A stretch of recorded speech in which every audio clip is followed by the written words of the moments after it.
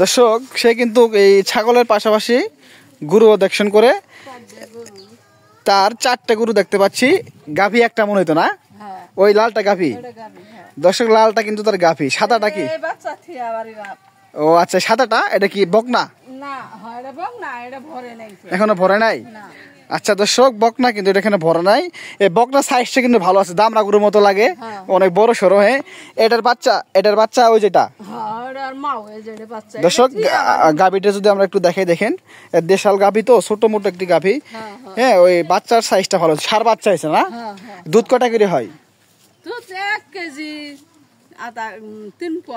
মানে দেশি গাভী দুধ কমই হয়, ফার্ম বেশি হইতো না।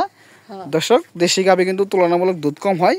হ্যাঁ, আবার কিন্তু প্রত্যেক বছরই একটা করে বাচ্চা দেয়। এই দেখেন প্রত্যেক বছরে একটা করে বাচ্চা দেয়। আমরা দেখেন একটু গাভীর সাইজটা ছোট, একদম মিনি সাইজের গাভী, কিন্তু প্রত্যেক বছর একটি বাচ্চা দেয়, তারা এদিকে লাভবান হয়।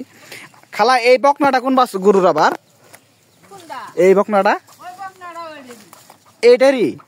এই দুইটাই ওনারই? আর দুইটা বিক্রি করছেন?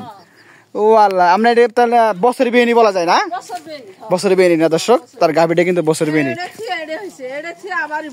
ওই সাদাটা এটা কোন গায়ে ছিল আবার? কিনা? কত দিয়ে কিনছিল সাদাটা?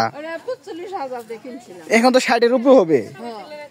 দর্শক 45,000 টাকা কিনা ছিল, এখন তার 60-এর উপরে কিনতে হবে। মোটামুটি দেখেন সাইজের একটি বকনা, সারের মতো লাগে। এটা আপনার দুধ মেন কেমন হয় বলতে পারবেন না?